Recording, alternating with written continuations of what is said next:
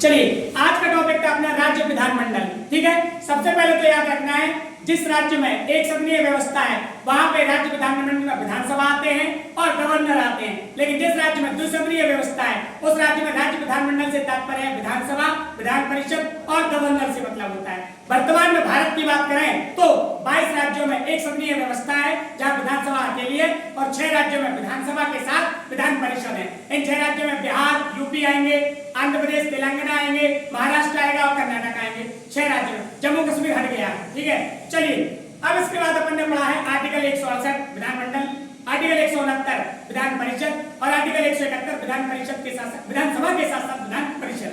अब देखिए किसी राज्य को विधान परिषद का गठन करना है तो उस राज्य की विधानसभा इस आशय से प्रस्ताव पास संकल्प पास करेगी कि उपस्थित और मतदान देने वालों का 2/3।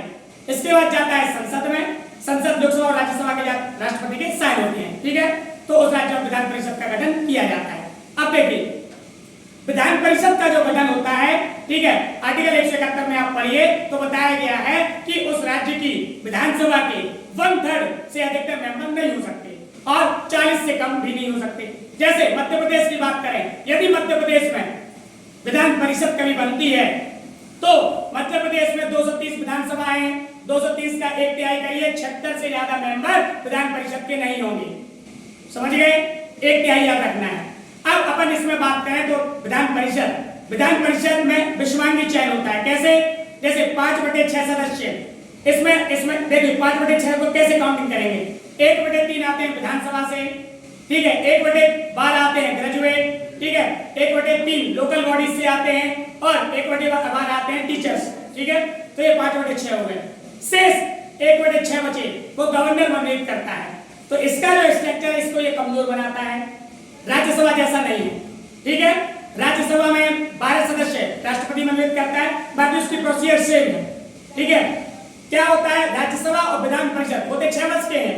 ठीक है, एकल सत्र में पढ़ा होगा आपने, और प्रति 2 वर्ष में 23 सदस्य चले जाते हैं। लेकिन राज्यसभा का पावर अलग है, विधान परिषद केवल सलाहकारी प्रकृति का है।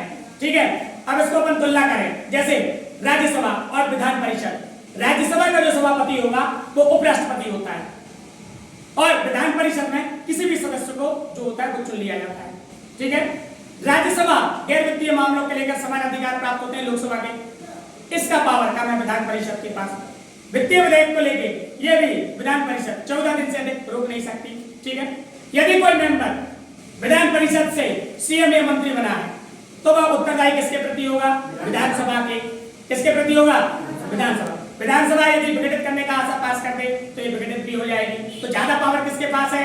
विधानसभा के पास है। ठीक है, और यदि अपन तुलना करें राज्यसभा और इसकी विधानसभा की तो ज्यादा पावर किसके पास होते हैं? राज्यसभा और विधानसभा के पास। ये केवल सलाहकारी, जैसे मान लो इसने किसी बिल को लेकर सलाह दी तो विधानसभा उसको ओवरराइड भी कर सकती है। क्या कर सकती है? ओवरराइड। ठीक है,